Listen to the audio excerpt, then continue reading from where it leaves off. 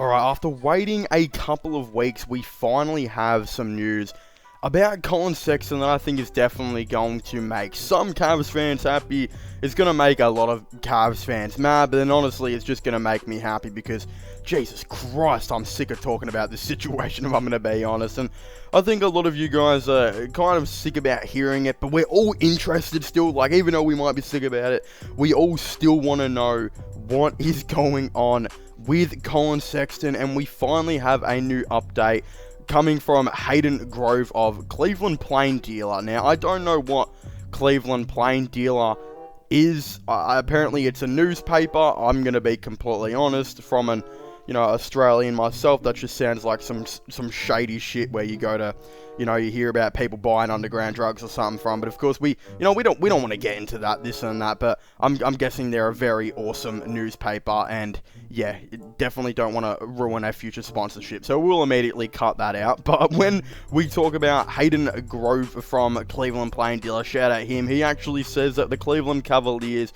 and the Dallas Mavericks have finally discussed a sign and trade that would send Colin Sexton to Dallas. And I say finally because, as you guys just heard me say, I want to see this resolved. I want to see what's going on. It clearly seems to be that the Cleveland Cavaliers have no interest at all in signing Colin Sexton to the deal that he wants. It was being officially confirmed by Chris Fedor of Cleveland.com that he has said that the Cleveland Cavaliers have offered a 3-year, $40 million deal, but we know Colin Sexton wants a 5-year deal worth $20 million a season. And again, it is absolutely ridiculous, both of those deals. I mean, $13 million is just lowballing the dude. You're basically running up to him, punching him in the balls, making sure he's got some blue balls, running away, and then just laughing in the corner while he kind of cries there and says, you know what, I didn't want you to punch me in the balls, I wanted a German Shepherd. So that's basically the best way I could describe the situation that we're kind of seeing right now, and it is honestly somewhat ridiculous that both of these parties just can't meet in the middle. First of all, as I said, 13 million is too low, and 20 million is too high. Colin Sexton is not worth 20 million a year, and there are a lot of reasons why. Again, he's not a proven player for this Cleveland Cavaliers team. And you might be like, well, surely he is, right? He had a 24 point per game year. The issue was, though, he was doing that while isolating nearly every single player on the court, and it just wasn't benefiting the team. The team absolutely sucked, and it was just absolutely terrible. Then, as soon as Colin Sexton gets shoved into this year, where the Cavaliers are actually trying to run somewhat of a system, he struggles quite a bit, and he only averaged around 16 points per game. Still hurt the ball movement a little bit when he was on the court. And then, of course, his three-point percentage, I think, was like under 30% before he got injured. Pretty bad numbers. But then at the end of the day, there are a lot of cases for Colin Sexton to say, well, again, I was still maybe trying to learn the system. I'm still, getting in there, this and that. If you give me enough time, I could average those 24 points per game again. And then there's the other situation where he is sitting at home right now, and he's seeing guys like Jalen Brunson and Anthony Simons get ridiculous deals. We see that the New York Knicks offered Jalen Brunson like $27 million a year, and Anthony Simons got like $21 million a year. Two absolutely ridiculous contracts.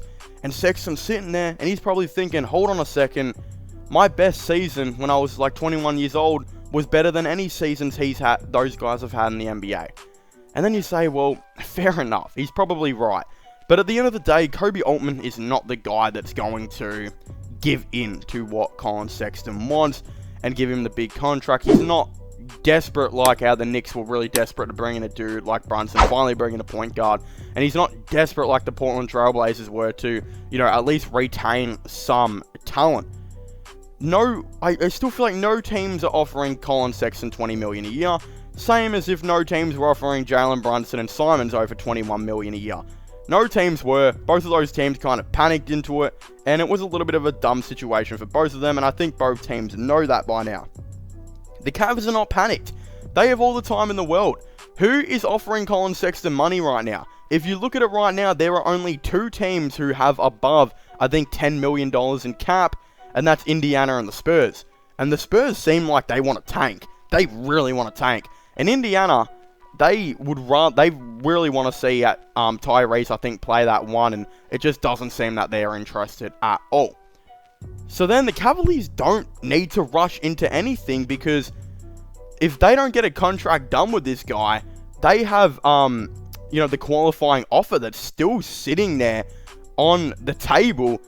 Not just that, no other team, again, has the money, so it's going to have to be worked through a sign and trade, and that's where a team like the Dallas Mavericks is saying, well, hold on, we'll offer you 18 to 20 million a season, but we're going to have to do a sign and trade here, where we're going to have to give up a player and probably a first round pick to get it done. And the Cavaliers are laughing, because they're probably going to bring in a Tim Hardaway, who is obviously a lot older and probably not as good as a shot creator as what Colin Sexton is, but I think he's a better defender, and he can definitely, has proven that he can somewhat play into a system.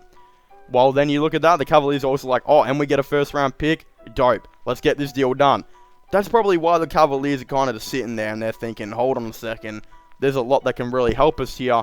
And even, a player like, I know this would probably never happen, but wouldn't be surprised if the Cavaliers were really interested in a Finney Smith. Like, if they had to give up Sexton and a first and maybe something else to get that done, they would 100% do it. I know Dallas aren't. They would, of course, never do that, and I'm not saying they would ever do that. Please don't go in the comments and say, oh my god, he said Dallas going to trade away Finney Smith. I'm not saying that. I'm just saying the Cavaliers know that they have so much freedom in the world right now that they can legitimately ask for those type of players, because they're not on the clock at all. They can still carry this out, legitimately, nearly before the season starts. They can carry this thing out for months if they really wanted to. They've still got 2 to 3 months, I think, to kind of do this, and that's just absolutely ridiculous to think. And I think, a lot of reporters have brought this up. There's going to be a random team that comes out of nowhere that is going to try and, offer Colin Sexton a deal, and they'll try and get a sign and trade done. Again, Cavaliers were the perfect example of Larry Markkinen, last season. No one said the Cavaliers were interested in Larry Markkinen, no one at all, and the months went past. No one was signing Larry Markkinen because he wanted 18 million a year. The Bulls were offering 13 or 12, and just no team wanted to give him that until the Cavaliers finally, saw something a month or two later and were like, all right, we'll give him the 18 million a year, and then we'll do a sign trade. We get rid of Nance, this and that. Bulls, I think, bring in a first and Derek Jones. Makes sense for all parties involved. I think a similar situation will come out of this Colin Sexton thing, where as the month goes, a team will say, hold on a second, we're watching us in preseason and this and that, and we're thinking to ourselves, geez, we really need a guard or a scorer, and then that's when they'll pull the trigger on Colin Sexton and get a sign and trade done. And again, the thing is, Colin Sexton's probably more valued than what Larry Markkinen was at that time. I think this could legitimately be a way where the Cavaliers could also get into talks for a really solid role player. Again, I'm not saying it will be Finney Smith, but a type of dude like Finney Smith would have been absolutely awesome if the Cavs could try and get. I'm not sure about Hardaway. I'm not sure if I really rate that. But again, as I said, I'm sure a deal will hopefully pop up soon enough. And again, Dallas, Sexton would be perfect for. We all know this. Sexton would be so good. He replaces, the lack of shot creation they lose now with Jalen Brunson. More guard depth as well. Again, he just helps Luka Doncic out more overall as a player, as he doesn't have to always be relied on to be the shot creator anymore. Colin Sexton immediately comes in and helps out with that. Going to be a really good thing. And hey, if Sexton was on the Mavericks, he'd be able to guard the one. And that's what he really wants to do. On the Cavs, he won't be able to guard the one unless he comes off the bench. So, of course, I would very much like to know all your thoughts and opinions on this down below. Do you guys think the Dallas Mavericks should, of course, try and sign Colin Sexton? Or do you guys think another team will be interested?